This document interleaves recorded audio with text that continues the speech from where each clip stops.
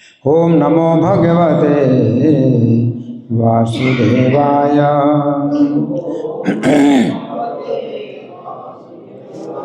ओम नमो भगवते वासुदेवाय। ओम नमो भगवते वासुदेवाय।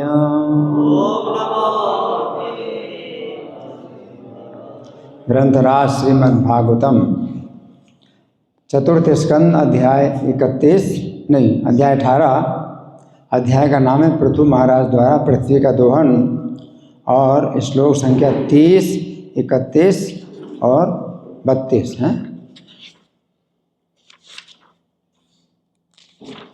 30, 31, 32 अध्याय समाप्त हो जाएगा।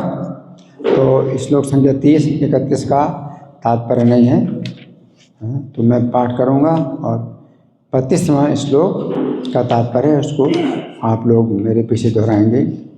श्लोक संख्या 30 है। अथास्मिन् भगवान वैन्यः प्रजानां वित्तिदः पिता निवासान् कल्पयां चक्रे तत्र तत्र यथार्हतः। राजा पृथु अपनी समस्त प्रजा के लिए पिता तुल्य थे। वे उन्हें उचित जीविका देने तथा उनका पालन करने में प्रत्यक्ष रूप से व्यस्त थे। उन्होंने भूमंडल के सतह को समतल करके जितने भी निवास स्थानों की आवश्यकता थी उनके लिए विभिन्न स्थल नियत कर दिए। देखो कितना बड़ा कार्य किया पृथु महाराज ने।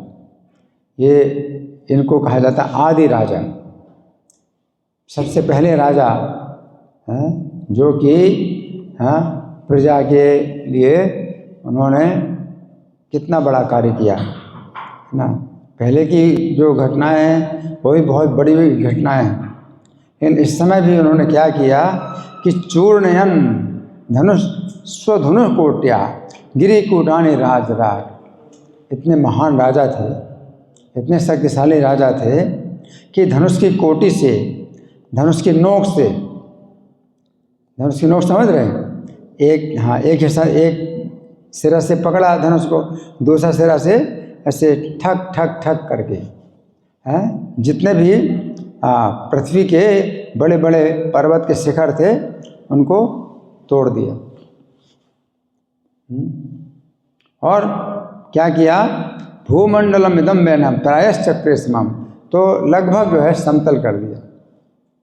फिर भी पहाड़ रहे, फिर भी पर्वत रहे, लेकिन बहुत से पर्वतों को जो है इस तरह से उन्होंने करके चूर्ण कर दिया, समतल कर दिया।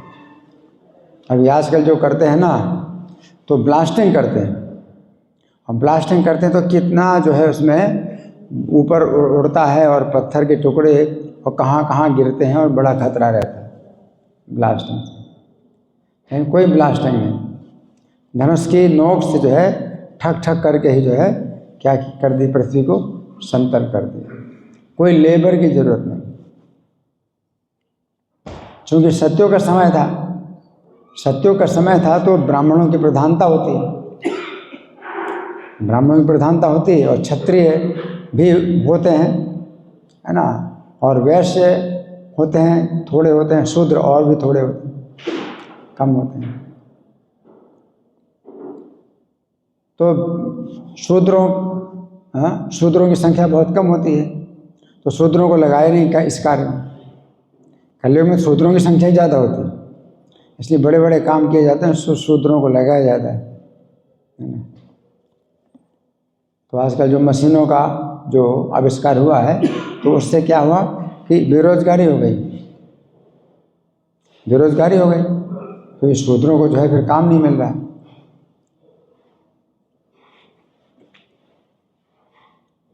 लेकिन राजा, अकेले राजा ने भूमंडल को समतल कर दिया, है ना। और इसमें बताया गया है इस श्लोक में अथास्मिन् भगवान वैन्यः, इनको भगवान कहा गया है, महाराज पृथु को भगवान कहा गया है।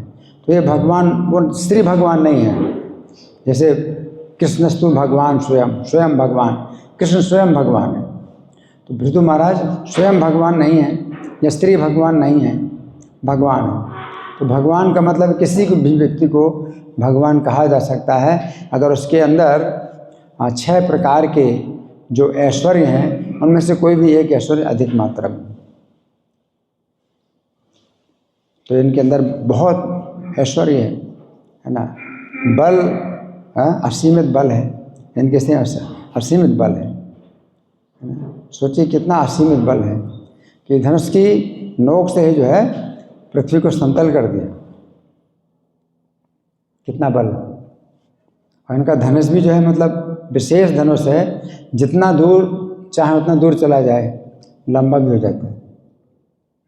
तो पास की ज़मीन को भी समतल करें तो उनको चलना फिरना नहीं पड़ता है, वो धनुष जो है कितना दूर चला जाता है समतल करने के लिए, ठक ठक ठक, तो वो जो है लंबा हो जाता है। और धनुष कितना लंबा हो जाए, पूरी पृथ्वी को समतल कर दिया, कोई सोच नहीं सकता ऐसा भी कार्य उन्होंने किया, है ना।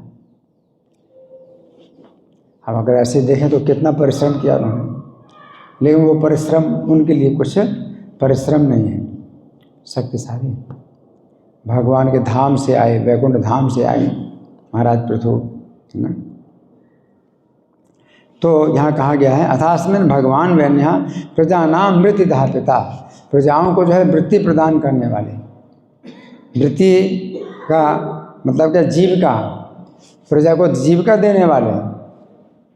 महाराज पृथु जो है प्रजा को जीविका देने वाले हैं। तो पहले भी जब यज्ञ बंद करा दिए थे इनके पिता बेन ने, तो वर्षा भी होना बंद हो गई थी और पृथ्वी से अन्न पैदा होना भी बंद हो गया था। लेकिन जब ये राजा बने तो यज्ञ तो शुरू हो गए, लेकिन वर्षा भी होने लगी, लेकिन पृथ्वी से अन्न नहीं पैदा हो रहा है। तो पृथ्वी से अन्न फिर पैदा करने के लिए पृथ्वी का दोहन किया। इतना बड़ा इन्होंने जो है कार्य किया कि पृथ्वी का दोहन किया। तो विश्व के इतिहास में कभी भी जो कार्य नहीं हुआ वो पृथु महाराज के समय में हुआ, इन्होंने किया, इतना बड़ा कार्य किया, है ना। पृथ्वी का दोहन किया और फिर पृथ्वी को जो है इन्होंने समतल किया, पृथ्वी को समतल किया, है ना। क्योंकि सतयुग में बिना जोते बोए अन्न पैदा होता है, बिना जोते बोए अन्न पैदा होता है सतयुग में। तो पृथ्वी देवी ने कहा कि मुझे समतल भी कर दो ताकि पानी ठहर सके मेरी सतह में, क्योंकि मुझे अन्न पैदा करना होता है। तो पृथ्वी देवी को सुविधा देने के लिए कि पानी मतलब ठहरे सतह में, तो समतल कर दिया पृथ्वी को। कोई इरिगेशन डिपार्टमेंट नहीं है, सिंचाई विभाग नहीं है, जो नहरें निकाली जाती हैं सिंचाई के लिए, ये वो कुछ ज़रूरत नहीं।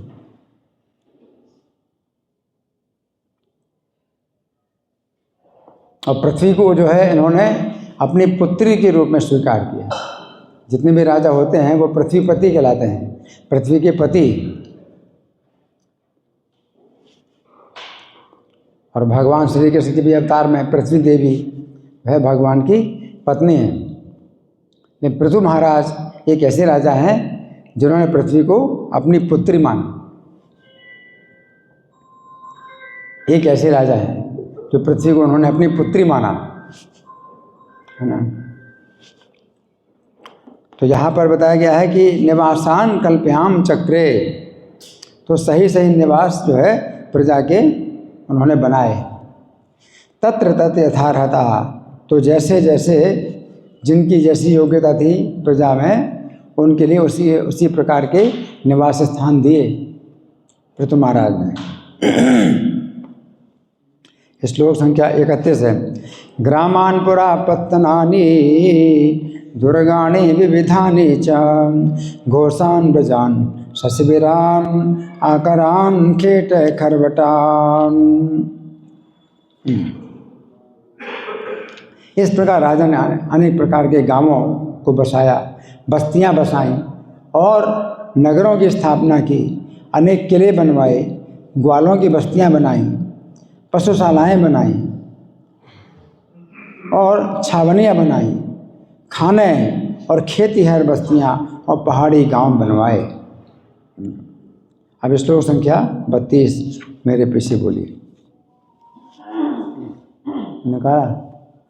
प्राग पृथोरे नैवेशाम पुरग्रामादि कल्पना यथा सुखम बसन्ति स्म तत्र तत्र कुतो भया।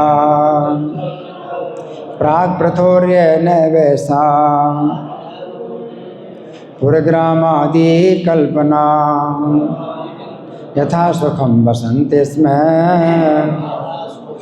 तत्र तत्र कुतो भया। प्राग पृथोर्य नैवेशाम पुरग्रामादि कल्पना यथा सुखम बसन्ति स्म तत्र तत्र कुतो भया। बोलिए।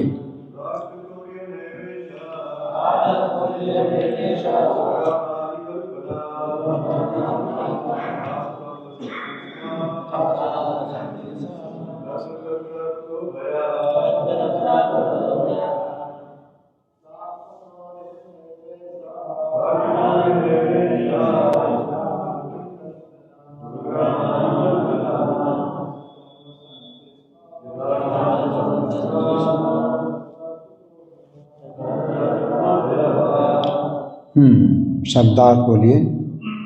अच्छा वो बोलेंगे माता जी, कोई बोलो।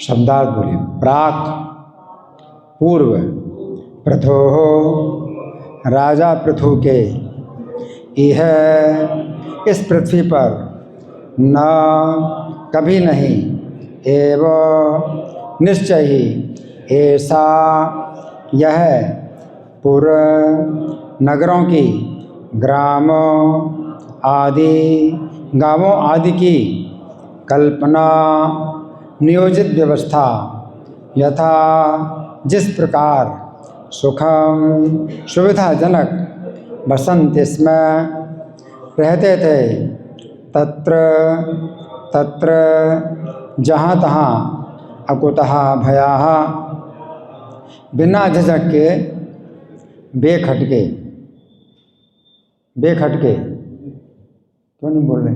बेखटके बोलते क्यों नहीं? ठीक है, अच्छा सब अनुवाद मेरे पीछे बोलिए।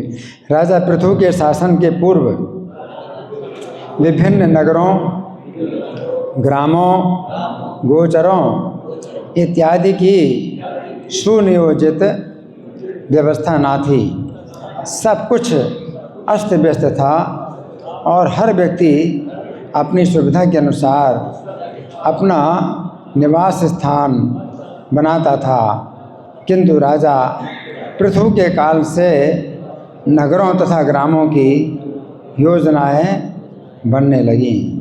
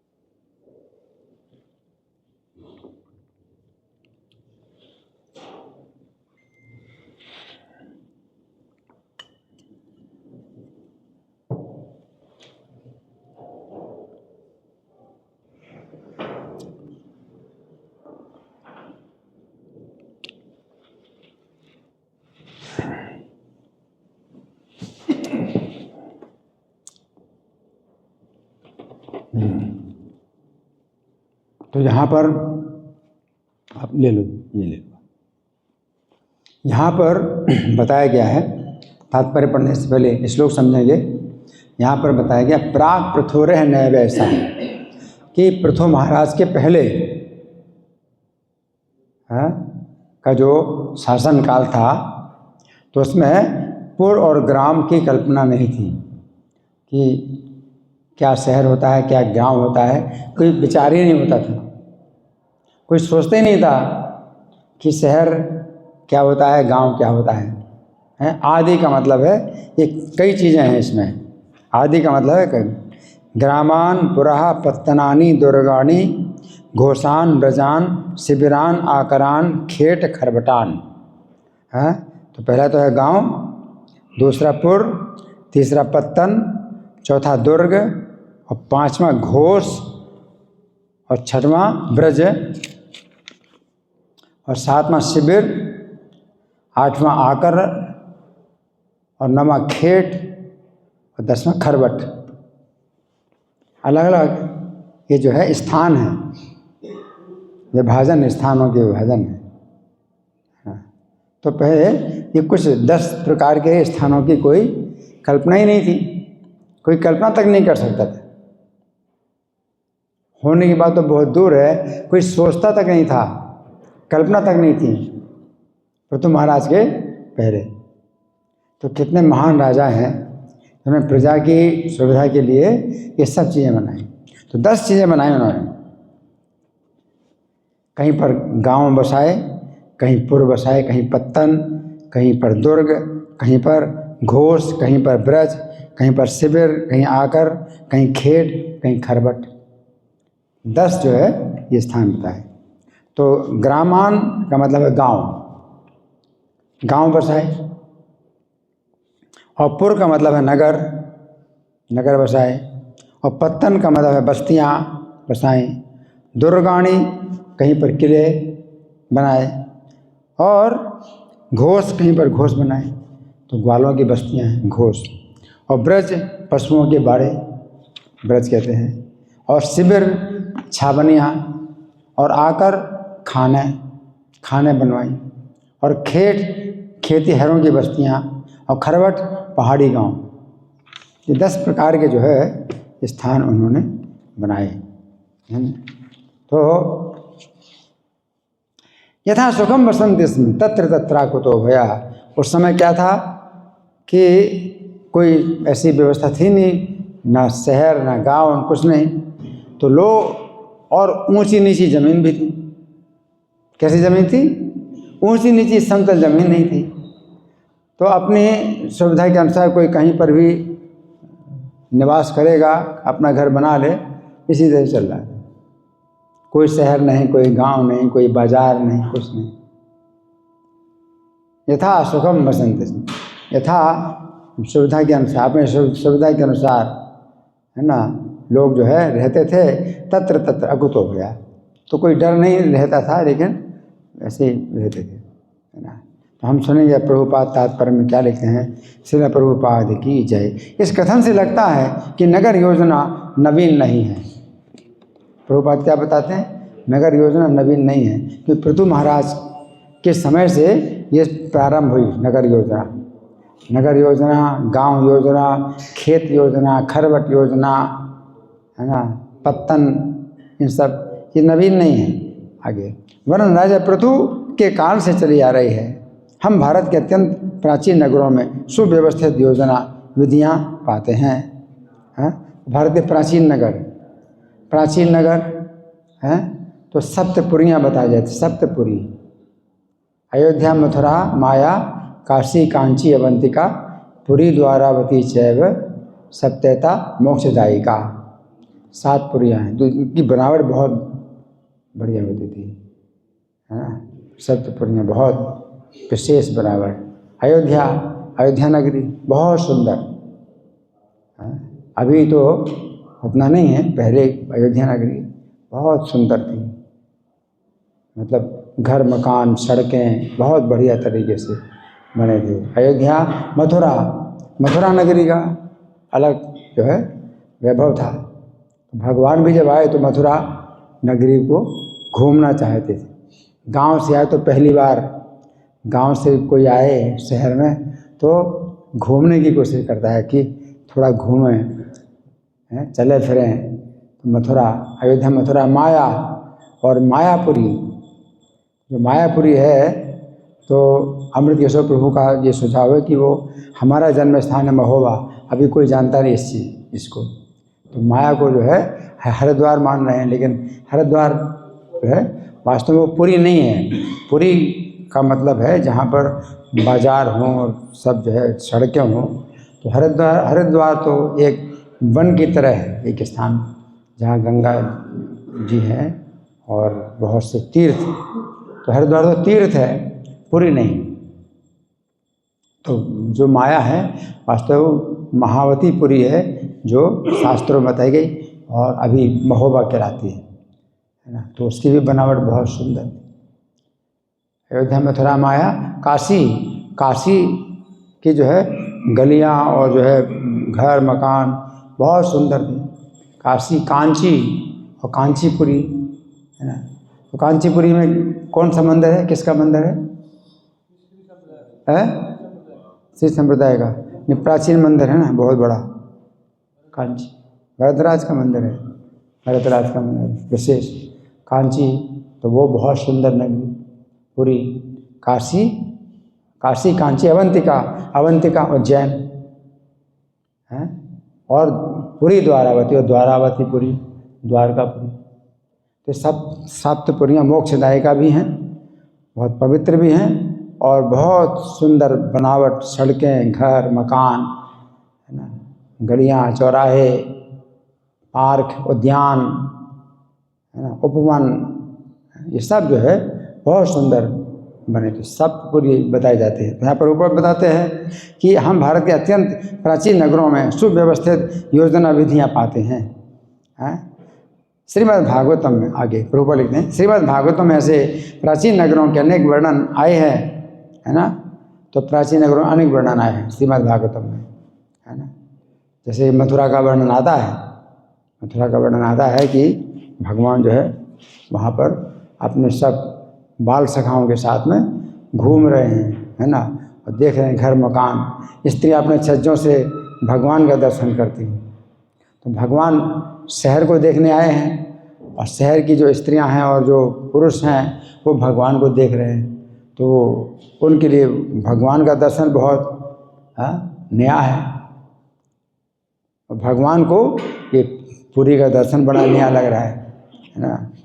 तो ऐसे द्वारकापुरी का भी बहुत विशेष वर्णन है ना। आगे यहाँ तक कि 5000 वर्ष पूर्व भगवान श्री कृष्ण की राजधानी द्वारका सुनियोजित नगरी थी, तथा इसी प्रकार मथुरा तथा हस्तिनापुर जैसे नगर भी सुनियोजित नगर थे। इस प्रकार नगरों की योजना कोई नवीन कल्पना नहीं है, वरन वो प्राचीन युग में विद्यमान थी। इस प्रकार श्रीमद् भागवत के 4th स्कंध के अंतर्गत पृथु महाराज द्वारा पृथ्वी का दोहन नामक 18वें अध्याय के भक्ति वेदांत तात्पर्य पूर्ण हुए। तो यहाँ अध्याय पूरा हो गया। अब कुछ हम समझेंगे और बातें।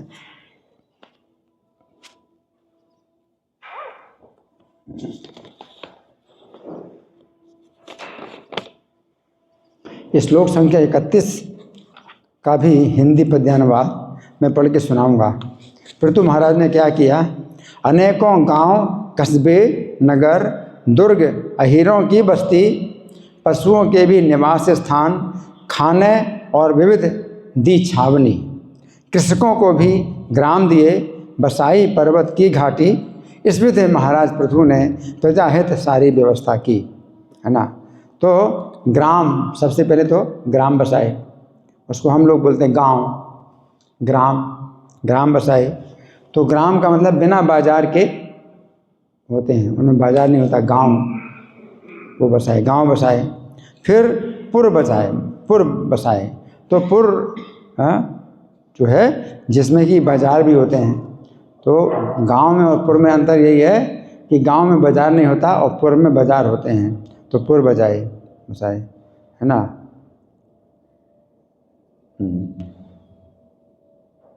उनको कस्बा भी बोलते हैं, कस्बा बोलते हैं ना, क्या इससे कस्बा, है ना। फिर पत्तन बसाए। पत्तन का मतलब है जो बड़ा पुर हो, नगर, उसको नगर बोलते हैं, हाँ, कस्बे को जो है जब बड़ा बना दिया जाए तो नगर बन जाता है ना, यानी पुर, है ना। फिर किला बताए, किला भी जो है उन्होंने बनवाए। तो किला में क्या है कि कई प्रकार के किले होते हैं। किले का मतलब दुर्ग, जिसको दुर्ग बोलते हैं ना, तो दुर्ग का मतलब कि सामान्य व्यक्ति जा नहीं सकता, वहाँ जा नहीं सकता। तो उसके लिए कि कोई सामान्य व्यक्ति ना जा पाए, उसको चारों ओर से जो है उसका जो है कुछ घेरा होता है ना। तो कोई किला होता है औदकम, औदकम का मतलब है चारों तरफ से पानी का सरोवर होता है, उसको क्या बोलते हैं, खाई बोलते हैं, है ना, परिखा होती है। तो पानी, चारों तरफ पानी होता है, तो हर कोई वहाँ जा नहीं सकता। कोई विशेष व्यक्ति जाएगा तो उसमें विशेष रास्ता बनाया हुआ है, तो पानी से घिरा हुआ है। दूसरे प्रकार का किला होता है पार्वतम, पर्वतों से घिरा हुआ है। चारों तरफ पर्वत हैं तो भी कोई व्यक्ति नहीं जा सकता अकेले। फिर तीसरे प्रकार का किला होता है वारक्षम, वारक्षम माने पेड़ों से घिरा हुआ है। इतने पेड़ होते हैं जंगल जैसे कि कोई व्यक्ति वहाँ जा नहीं पाएगा। फिर चौथे प्रकार का किला होता है एरिनम, तो ऊंची ऊंची घास होती है, बहुत ऊंची ऊंची घास होती है, कोई चल नहीं पाएगा उसमें, है ना, एरिनम। और फिर कितना हो गया, 1 2 3 4, पांचवा है धानवनम। धानवनम का मतलब मरुभूमि, चारों तरफ से मरुभूमि से घिरा रहता है, जिसको कहते हैं रेगिस्तान, है ना। तो इस प्रकार से जो है ये दुर्ग कहलाते हैं। तो दुर्गान्वी विधानी, इसलिए कहा गया दुर्गान्वी विधानी का मतलब अनेक प्रकार के दुर्ग उन्होंने बनवाए पृथु महाराज ने, है ना। और फिर घोषान, घोष का मतलब है गोपों का स्थान है। और ब्रजान, ब्रज का मतलब है गवों का स्थान, सब बनाए उन्होंने। फिर शिविरान, सैनिकों का स्थान, जहाँ पर सैनिक लोग रुकते हैं तो शिविर है। फिर आकरान का मतलब सोने और चांदी की खाने, वो भी बनवाए उन्होंने। आकरान के बाद है खेट और खरबटान। तो खेट का मतलब पर्वतों के निकट खेती के गांव बसाए, और खरबट का मतलब पर्वतों की घाटी, पर्वतों की घाटियों में भी मतलब बसाए उन्होंने। इस प्रकार से उन्होंने जो है ये व्यवस्था की, है ना। तो इसमें हिंदी पद्यानुवाद है। उनसे पहले इस धरती पर पुर ग्राम आदि विभाग न थे। पृथु महाराज से पहले, हरि बोल, सब लोग आंखें खोले हैं, आंखें बंद किए, सबकी आंखें खुली हैं वो मेरे साथ में वो जो है दिक्कत होती है, रात में उनको जप करना पड़ता है। तो इनसे पहले यानी पृथु महाराज से पहले इस धरती पर पुर ग्राम आदि विभाग न थे। सब लोग निजी सुविधा से जहाँ तहाँ बस जाते थे, इस प्रकार से थे, है ना। इसके बाद भागवत का जो है अब अध्याय समाप्त हुआ। तो भागवत के अध्याय की समाप्ति पर जो पुस्तिका होती है वो हमारी पुस्तकों में दी नहीं गई, लेकिन पुष्पिका भी है, तो इसको भी आप लोग मेरे पीछे बोलिए। इति श्रीमद् भागवते महापुराणे पारमहंस्याम संहितायाम चतुर्थ स्कंधे पृथु विजये अष्टादशोऽध्यायः। इसका मतलब क्या है, इति माने इस प्रकार, इति अथ से जो है कोई कार्य आरंभ होता है।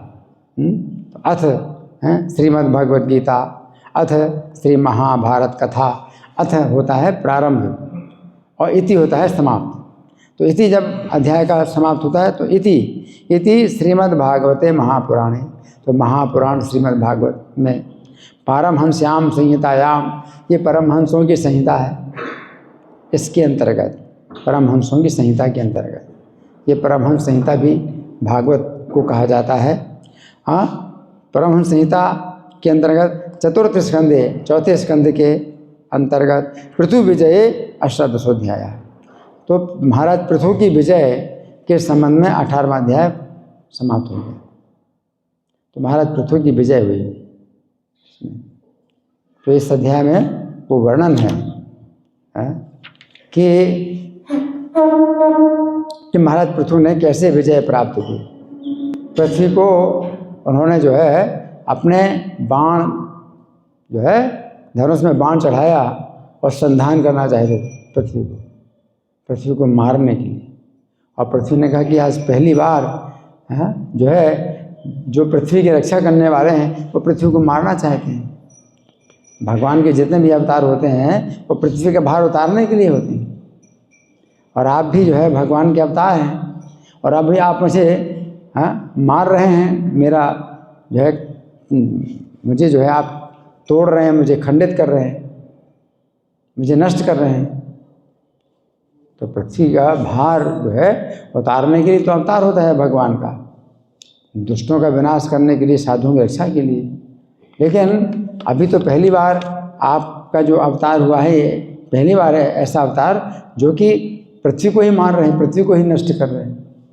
तो पृथु महाराज उसका उत्तर देते हैं, इसका उत्तर देते हैं कि तुम्हारा पूरा दोष तुम्हारा ही है कि जब यज्ञ हो रहे हैं और वर्षा हो रही है तो तुम अन्न उत्पन्न नहीं कर रही हो और प्रजा भूखी मर रही है। तो मैं क्या करूं? मैं तुम्हारे मैदे से पृथ्वी प्रजा का पेट भरूंगा, तो मुझे इसलिए मारना पड़ रहा है तुमको। तो पृथ्वी देवी ने कहा कि ठीक है, आपका कहना ठीक है, परंतु कोई उपाय ऐसा भी है कि आप मुझे ना मारें और जो है प्रजा का भोजन भी प्राप्त हो जाए। तो पृथु महाराज बोले तुम ही बताओ कि किस प्रकार से हो सकता है। तो पृथ्वी देवी ने फिर कहा कि जिस समय राजा बेन जो दुष्ट राजा था उसने पूरी पृथ्वी में यज्ञ बंद करवा दिए, यज्ञ बंद करवा दिए तो मैंने अन्न पैदा करना बंद कर दिया, क्योंकि यज्ञ जब बंद हो गए अन्न पैदा करना बंद कर दिया। तो अन्न को जो है मैंने अपने पेट में रख लिया। लेकिन बहुत समय बीत गया तो मेरे पेट में वो अन्न अब पच गया, तो अब मैं उगा नहीं सकती हूँ, मैं पैदा नहीं कर सकती। नहीं पच गया ना, तो अब दूध के रूप में आप ले लो। तो मैं गाय का रूप धारण करती हूँ और अब उचित बछड़ा आप जो है किसी को बनाइए, तो मैं उस बछड़े के स्नेह के कारण मैं अन्न जो है दूध के अन्न के रूप में दूध प्रदान करूँ।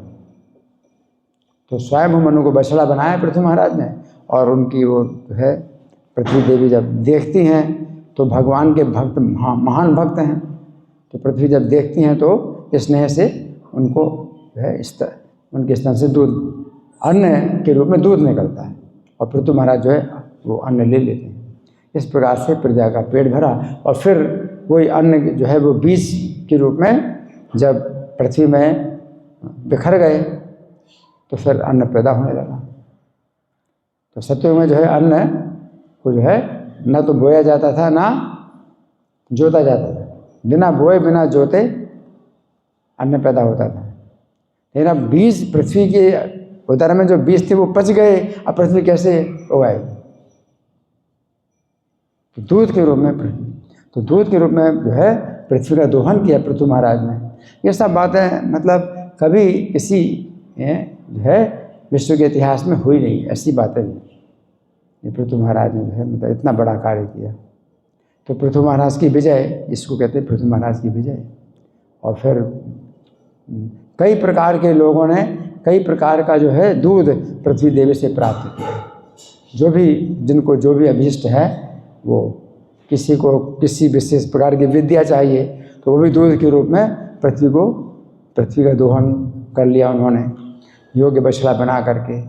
किसी को विशेष प्रकार का रस चाहिए, किसी को विशेष प्रकार का आशव चाहिए, किसी को विशेष प्रकार की योग्यता चाहिए, शक्ति चाहिए, वो सब जो है दूध के रूप में पृथ्वी से दोहन किया सबने। तो ये जो है इस तरह से ये बहुत विशेष अवतार है महाराज पृथु का। और पृथ्वी नाम जो पड़ा, तो कोई जानता है कि पृथ्वी नाम कैसे पड़ा? पृथु महाराज से पृथ्वी नाम पड़ा। इसके पहले पृथ्वी नाम नहीं था। और क्या नाम था? वसुंधरा और भूमि, है ना। मेदिनी नाम पड़ा पृथ्वी का। मेदिनी नाम क्यों पड़ा? पृथ्वी का नाम मेदिनी पड़ा, इसमें भी एक विशेष घटना है। पृथ्वी का नाम मेदिनी क्यों पड़ा? क्योंकि जब पृथ्वी नहीं थी और जल ही जल था, और भगवान जो है जो शयन कर रहे थे, तो उनके कान के मैल से दो असुर पैदा हुए, मधु और कैटभ। भगवान के कान के मैल से पैदा हुए। तो भगवान के दो कान हैं, तो एक कान के मैल से मधु पैदा हुआ और दूसरे कान के मैल से कैटभ पैदा हुआ। तो ये बड़े दुष्ट असुर थे। तो ब्रह्मा जी को जो है भगवान ने जन्म दिया था, उनकी नाभि से कमल निकला, कमल में ब्रह्मा जी बैठे हुए थे। तो ब्रह्मा जी को डरा रहे। तो ब्रह्मा जी जो है फिर प्रार्थना करते हैं भगवान से कि आप रक्षा करिए मेरी। तो भगवान जो है जागते हैं और भगवान जो है फिर इनको देखते हैं। तो ये जो मधु और कैटभ असुर हैं, ये बड़े प्रसन्न होते हैं भगवान को देख करके। तो कहते हैं कि आप मुझसे वर मांगो। भगवान से कहते हैं आप मुझसे वर मांगो, मैं आपसे हम लोग आपसे बहुत प्रसन्न हैं, हमसे वर मांगो। तो भगवान ने कहा ठीक है। भगवान असुरों के साथ में कभी भी मित्रता नहीं करते, है ना। तो भगवान ने कहा कि मैं वर मांगता हूँ कि तुम दोनों मेरे हाथ से मारे जाओ। अब तो फंस गए। तो कहते हैं कि ये तो बहुत कठिन वर मांगा, कि अब हम भी आपसे वर मांगेंगे। पहले तो वर नहीं मांग रहे थे, कहते हमसे वर मांगो आप। जब भगवान ऐसा वर मांगा तो बोले कि अब हम आपसे वर मांगते हैं। भगवान का मांगो वर। तो वो बोले हमें ऐसे स्थान में मारो जहाँ पानी ना हो। अब पानी सब जगह था, तो भगवान को फंसाया उन्होंने कि ऐसे स्थान में मारो जहाँ पानी ना हो, है ना। तो युद्ध हुआ फिर भगवान के साथ।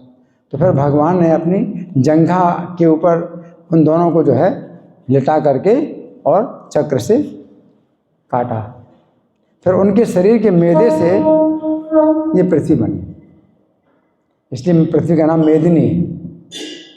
ये मधु कैटभ जो दो असुर थे, उनके मेदे से पृथ्वी बनी है, ये जिसमें हम लोग रह रहे हैं, है ना। तो पृथ्वी के ऐसे नाम हैं। रत्नगर्भा एक नाम है। तो पृथ्वी के बहुत से नाम हैं। पृथ्वी नाम जो है अभी तो ज़्यादा से ज़्यादा पृथ्वी नाम ही प्रचलित हैं। और पृथ्वी नाम कहाँ से आया वो कोई नहीं सोचता। कि पृथु महाराज की पुत्री इसलिए पृथ्वी, जैसे जनक महाराज की पुत्री हैं सीता, तो उनको क्या बोलते हैं? जानकी, है ना। तो जानकी बोलते हैं। तो इसी प्रकार से जो है नाम पढ़ते हैं, इस पुत्र के या पुत्रियों के इसी प्रकार से नाम पढ़ते हैं, है ना। तो जो महाराज पृथु ने जो है इस देवी को जो है अपनी पुत्री के रूप में स्वीकार किया, इसलिए पृथ्वी नाम पड़ा इनका, है ना। तो ये जो है मतलब विशेष बातें हैं हाँ आज के श्लोक में। और अब हमारे पास कुछ समय है, तो आप लोगों के साथ कुछ विचार, कुछ मंथन, कुछ चर्चा, कोई प्रश्न या मैं प्रश्न करूं? मैं प्रश्न करूं? ठीक है, मैं प्रश्न कर रहा हूं। इसमें बताया गया है कि दुहितृत्वे चकारे माम प्रेमणा दुहित्री वत्सलः। 28वां श्लोक है कि दुहितृत्वे चकार इमाम, पृथ्वी को जो है उन्होंने अपनी पुत्री बनाया, हाँ, और प्रेम पूर्वक दुहित्री वत्सलः, और पुत्री के प्रति बहुत वत्सल हैं। पृथु महाराज बहुत वत्सल हैं पृथ्वी देवी के प्रति। तो जो उन्होंने अपना प्रेम प्रकट किया, अपना स्नेह प्रकट किया पृथ्वी देवी के प्रति, तो किस रूप में प्रकट किया अपना स्नेह? क्या क्या कार्य किया? पृथ्वी के प्रति अपना स्नेह प्रकट किया। तो क्या क्या कार्य किया है? हाँ जी, प्रजा के लिए सब उन्होंने पृथ्वी को कैसे प्रकट किया? पृथ्वी को कैसे प्रकट किया? पृथ्वी को पृथ्वी के रूप में स्वीकार किया। हाँ, और पृथ्वी प्रजा के लिए सबके लिए अन्न दिया।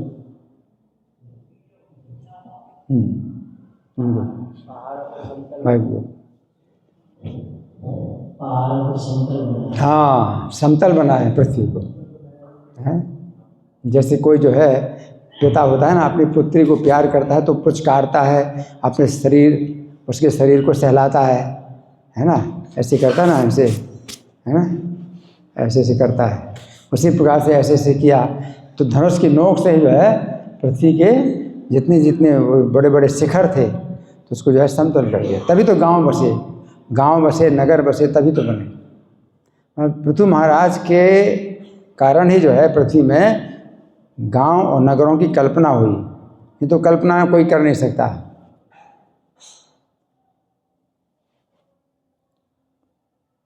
और पृथु महाराज ने जो है जो मजदूर है उनको क्यों नहीं लगाया? अभी प्रश्न उठता है कि उन्होंने अपने स्वयं ही अपने हाथ से धनुष की नोक से पृथ्वी को जो है समतल किया, तो मजदूरों को क्यों नहीं लगाया? हाँ जी, हाँ, इनको माइक दो, माइक।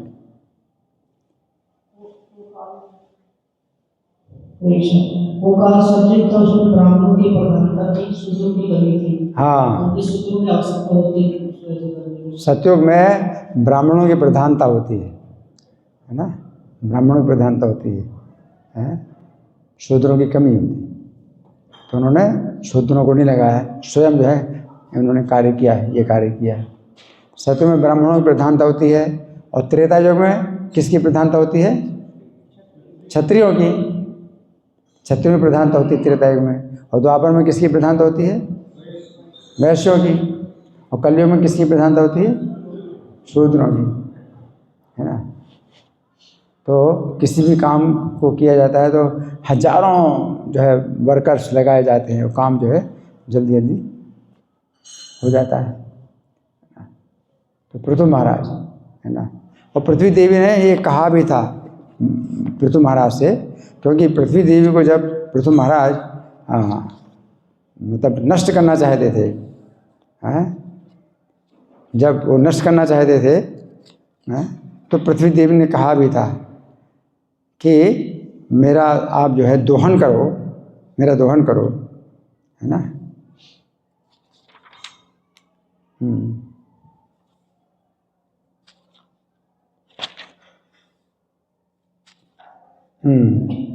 वो पृथ्वी देवी कहती है नूनम ता वीरुधा क्षीणा मई काले न भूयसा, कि बहुत समय से वो जो है वो पच गए मेरे शरीर के अंदर, जितने भी बीज थे ना, जड़ी बूटियाँ, अन्न सब पच गए। तत्र योगेन दृष्टेन भगवान आधातु महति, अब आप जो है अपनी विशेष उपाय से उसको आप प्राप्त करो। तो वो कह रहे हैं कि आप जो है वत्स जो है बनाओ अन्न, जिससे मैं दूध के रूप में प्रदान करूं, तो मैं वत्सला बनूं। जब गाय वत्सला बनती है तो दूध प्रदान करती है। धोक्षे क्षीरमयान कामान अनुरूपम च दोहनम, है ना? तो इस तरह से वो कह रही। फिर श्लोक संख्या 11 में कहती है समाम चकुरु माम राजन देव वृष्टम यथापया, कि पृथ्वी देवी को अन्न उगाने में दिक्कत होती है क्योंकि पानी ठहरता नहीं, बरसात का जो पानी ठहरता नहीं है। तो क्या कह रही है? समाम चकुरु माम राजन, हे राजन मुझको आप समतल बनाओ। देव वृष्टम यथापया, ताकि जो देवताओं के द्वारा वृष्टि होती है पानी की, अपरतावपि भद्रम थे उपावर्तित में, तो जिस समय वर्षा नहीं होगी उस समय भी पानी रह सके, ठहरा रहे, इसके लिए आप मुझे क्या करो? समतल कर दो, है ना? ताकि अपरतावपि भद्रम थे, आपका कल्याण हो। जिस समय वर्षा की ऋतु नहीं होती है उपवर्तित है, तो उस समय भी पानी रोका रहे। अगर समतल रहेगा पानी तो रोका रहेगा। मैं विभो, तो मुझे जो है सुविधा होगी अन्न को पैदा करने में।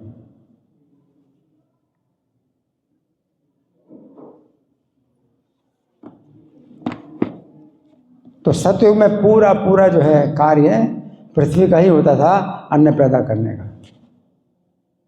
पूरा पूरा कार्य। ना कोई सिंचाई करता था, ना कोई अन्न बोता था, और ना जोतता था। सब कार्य जो है पृथ्वी के द्वारा होता था। तो पृथ्वी देवी ने ये कहा कि मेरी सुविधा के लिए आप क्या करो, मुझे समतल कर दो। तो इस तरह से पृथु महाराज ने ये कार्य किया। तो वो जो धनुष था पृथु महाराज का, वो कुछ विशेष धनुष था जिसके द्वारा वो उन्होंने धनुष की नोक से ही ठक ठक करके पृथ्वी को समतल कर दिया। उस धनुष का नाम क्या था ये देखना पड़ेगा यहाँ पर कहाँ है। वो धनुष जो है उनको जो उनके पास था, उस धनुष का कोई विशेष नाम था।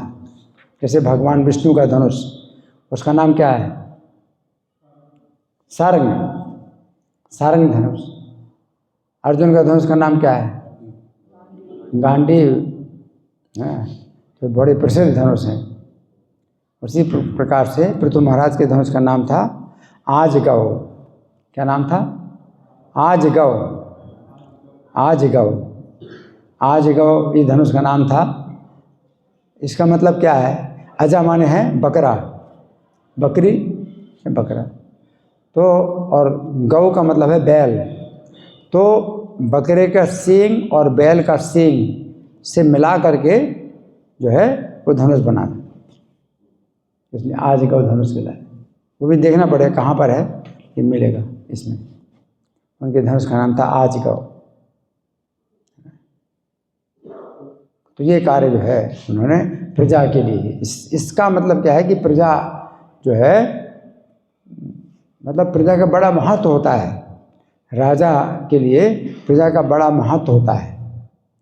और राजा जो शब्द है ये बना किस तरह से है? राजा शब्द का अर्थ क्या होता है? रंजयति स राजा, जो प्रजा का रंजन करे, प्रजा को सुख प्रदान करे, प्रजा को मनोरंजन प्रदान करे, वो राजा कहलाता है ना।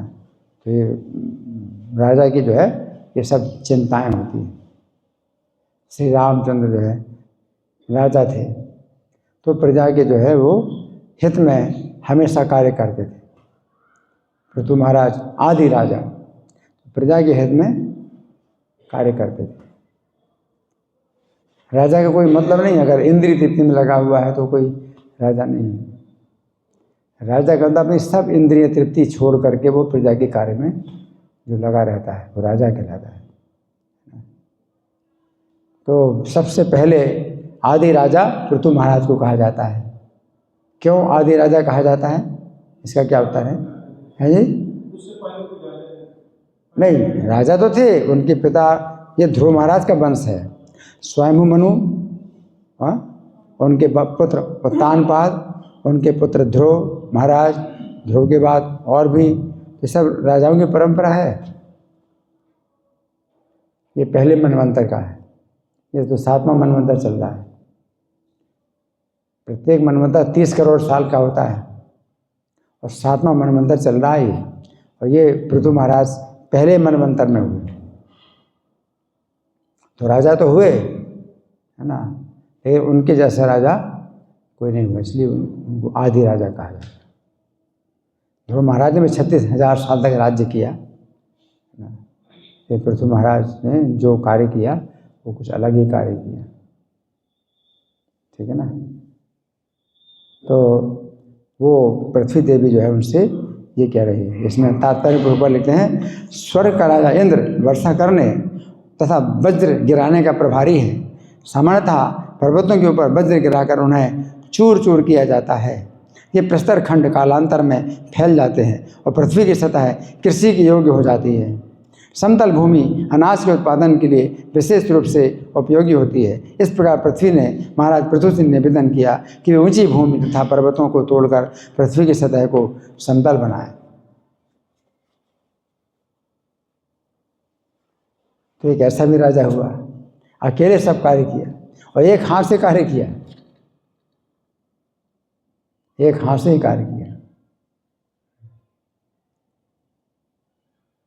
तो पृथ्वी को भी समतल बनाए, पृथ्वी को अन्न उपजाने में सहायता मिलेगी, सुविधा मिलेगी, और साथ साथ नगर, गांव, खाने 10 प्रकार के अलग अलग स्थान बनाए। पहले कोई कल्पना ही नहीं थी इस तरह। प्रजा होती थी लेकिन ये सब चीज़ें नहीं होती थी, जो कि कई प्रकार की बस्तियाँ, कई प्रकार के निवास, ये सब उन्होंने जो है बनाए। और कैसे बनाए? समतल करने के बाद। अगर समतल ना हो तो कैसे बनेंगे शहर, कैसे बनेंगे, है ना। अभी तो शहर हैं, तो सड़कें बनाती सरकार, तो बहुत बड़ा काम माना जाता है, बहुत बड़ा काम किया सरकार ने, सड़कें बनाई। पृथ्वी को समतल जो जिसने किया उसको कोई नहीं जानता। पृथ्वी को समतल किसने किया? नहीं तो सड़कें कैसे बनती। अगर ऐसे आज का भी पहाड़ को मान लो समतल करें तो कितना बड़ा काम उनको करना पड़ेगा, कितनी ब्लास्टिंग करनी पड़ेगी कोई पहाड़ को समतल अगर करेंगे। तो इस बात को कोई नहीं जानता। इतना बड़ा काम किया कि पृथ्वी को जो है एक प्रकार से नया रूप दे दिया, और वो पृथ्वी के पिता है। पृथु महाराज हैं, पृथ्वी देवी के पिता हैं, और बाकी जितने राजा होते हैं वो पृथ्वी के पति कहलाते हैं, पृथ्वीपति, है ना। सब जो है भूमिपति हैं, पृथ्वीपति ऐसे कहलाते हैं। अगर एक राजा हो, पृथु महाराज एक ऐसे राजा हुए जो पृथ्वी के पति नहीं है, क्या है? पिता है, पृथ्वी पिता। पृथ्वी को नया रूप दिया, पृथ्वी को नया जन्म दिया,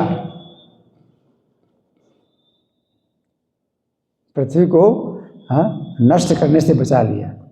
तो नष्ट कर देते पृथ्वी को, पृथ्वी ने उपाय बताया, उस उपाय से जो है पृथ्वी की रक्षा हो गई, और जो है सबको जो है अलग अलग प्रकार की जो है कामनाएं भी प्राप्त हो गई पृथ्वी के द्वारा, दोहन के द्वारा। पृथु महाराज ने दोहन किया तो अन्न, दूध जो है अन्न के रूप में प्राप्त कर लिया। तो सब अलग अलग लोगों ने पृथ्वी का दोहन किया और अपनी अपनी जो है अभीष्ट वस्तु में दूध के रूप में दूध मतलब दोहन कर लिया पृथ्वी।